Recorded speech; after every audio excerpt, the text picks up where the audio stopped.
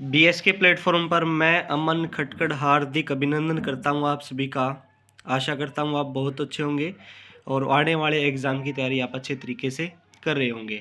तो इसी कड़ी के अंदर साथियों, करंट अफेयर की चौथी क्लास का हमारा पहला क्वेश्चन रहेगा आज का हमारा, कि हाल ही में किस तिथि को मानवाधिकार दिवस ह्यूमन राइट्स डे 2023 मनाया गया। तो याद रखना आपने 2023 के अंदर जो है मानवाधिकार दिवस मनाया गया है। कब मनाया गया है तो याद रखना बच्चों आपने, इसका जो राइट आंसर रहेगा ये रहेगा 10 दिसंबर को।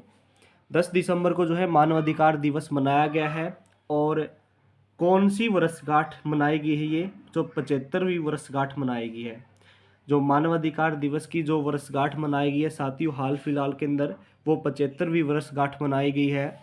और इसकी शुरुआत कब हुई थी बच्चों, ठीक है। मानवाधिकार दिवस क्यों मनाया जाता है, इसका रीज़न क्या रहेगा। तो पेरिस के अंदर एक संयुक्त राष्ट्र महासभा हुई थी 1948 का, यहाँ पर मैं जिक्र करूँगा।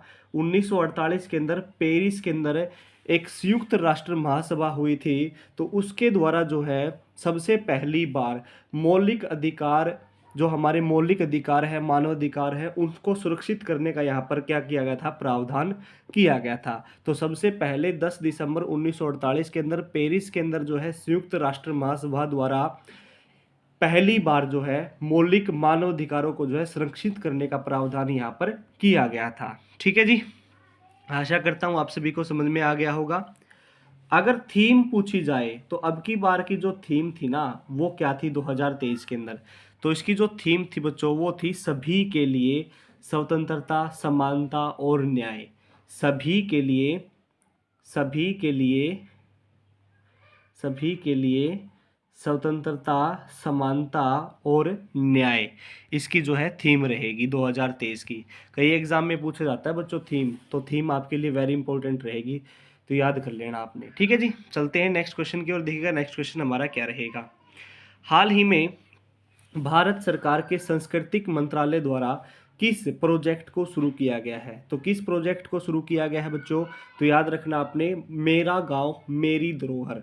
तो मेरा गांव मेरी धरोहर को शुरू किया गया है सांस्कृतिक मंत्रालय के द्वारा। और ये जो सांस्कृतिक मंत्रालय के जो मंत्री हैं वर्तमान समय में, वो कौन है बच्चों, तो याद रखना आपने, जी किशन रेड्डी हैं। जी किशन रेड्डी वर्तमान समय में क्या रहेंगे, पर्यटन मंत्री रहेंगे। सांस्कृतिक मंत्रालय भी इन्हीं के पास है। ठीक है, याद रखना आपने। अब जानते हैं मेरा गांव मेरी धरोहर प्रोजेक्ट है क्या। ठीक है, तो याद रखना है, इस परियोजना का जो मुख्य उद्देश्य है बच्चों, जो मेरा गांव मेरी धरोहर जो ये परियोजना है, इसका मुख्य उद्देश्य जो है समृद्ध संस्कृति और परंपराओं को प्रोत्साहित करना। यानी कि जो संस्कृति है उसको अच्छे तरीके से डेवलप करना।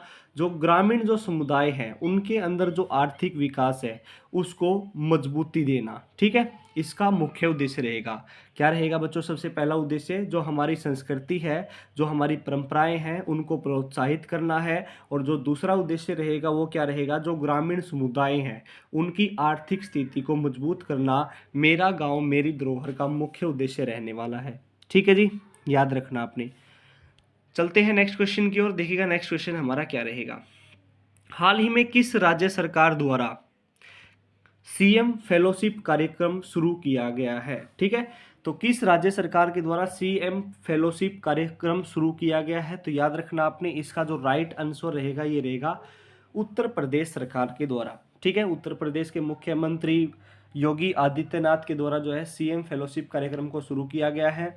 और याद रखना बच्चों, क्यों शुरू किया गया है, रीजन क्या रहेगा, तो उत्तर प्रदेश की सरकार के द्वारा ऐलान किया गया कि जितने भी बेरोजगार युवा हैं उनको रोजगार देना इस कार्यक्रम का उद्देश्य रहने वाला है। ठीक है, और इस कार्यक्रम के तहत यूपी के जितने भी विद्यार्थी हैं बच्चों, जो शोध करता है, ठीक है, जो शोध करता है, जो विद्यार्थी हैं, उनको 30,000 रुपये, 30,000 रुपये दिए जाएंगे। ठीक है, तो 30,000 रुपये दिए जाएंगे। और जो 10th और जो +2 के जो विद्यार्थी हैं, ठीक है, उनको यहाँ पर 15,000 रुपये देने की घोषणा की गई है। 15,000 रुपये देने की घोषणा की गई है। और टैब भी वितरित किए जाएंगे, जो टैबलेट हैं वो भी वितरित करने का काम उत्तर प्रदेश सरकार के द्वारा किया जाएगा। हालांकि हरियाणा सरकार ने भी ऐसा किया है। हरियाणा के अंदर पहला तो हरियाणा राज्य है टैबलेट वितरित करने वाला, और जो दूसरा राज्य है वो उत्तर प्रदेश राज्य रहेगा। ठीक है, आशा करता हूँ आप सभी को समझ में आ गया होगा। उत्तर प्रदेश की अगर बात की जाए तो उत्तर प्रदेश की जो कैपिटल है बच्चों, कैपिटल का नाम रहेगा लखनऊ। ठीक है जी, याद रखना आपने।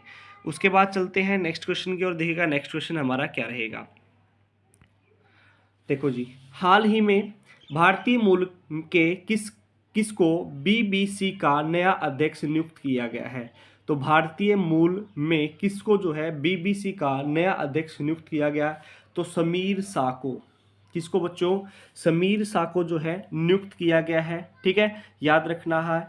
और जो बीबीसी है ना बच्चों, अब आपके मन में क्वेश्चन उठ रहा होगा कि बीबीसी है क्या।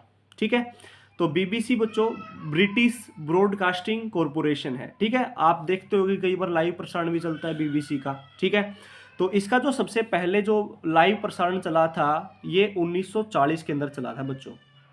ठीक है, 1940 के अंदर। और इसका जो हेड क्वार्टर है ना, हेड क्वार्टर कहाँ पर है, तो हेड क्वार्टर बच्चों लंदन के अंदर। ठीक है, तो याद रखना है जो ब्रिटिश ब्रॉडकास्टिंग कॉरपोरेशन है इसकी सबसे पहले जो शुरुआत हुई थी 1940 के अंदर हुई थी। इसका जो हेड क्वार्टर है वो लंदन के अंदर है। और इसका जो नया अध्यक्ष अपॉइंट किया है वो कौन अपॉइंट किया है, तो याद रखना आपने समीर शाह को यहाँ पर अपॉइंट किया गया है। ठीक है, आशा करता हूँ आप सभी को समझ में आ गया होगा। चलते हैं नेक्स्ट क्वेश्चन की ओर। हाल ही में कहाँ पर आर्टिफिशियल इंटेलिजेंस शिखर सम्मेलन 2023 का आयोजन किया जाएगा, तो याद रखना आपने कहाँ पर किया जाएगा बच्चों, तो नई दिल्ली के अंदर किया जाएगा। ठीक है, कहाँ पर किया जाएगा बच्चों, नई दिल्ली के अंदर मानव कल्याण के लिए आर्टिफिशियल इंटेलिजेंस शिखर सम्मेलन 2023 का यहाँ पर आयोजन किया जाएगा। ठीक है जी, आज की कक्षा आपको कैसी लगी कमेंट बॉक्स में जरूर बताना। ठीक है, आज की क्लास में बच्चों हम इतना ही पढ़ने वाले हैं। मिलते हैं नेक्स्ट सेशन के अंदर, तब तक के लिए आप जुड़े रहिएगा बीएस के प्लेटफॉर्म के ऊपर।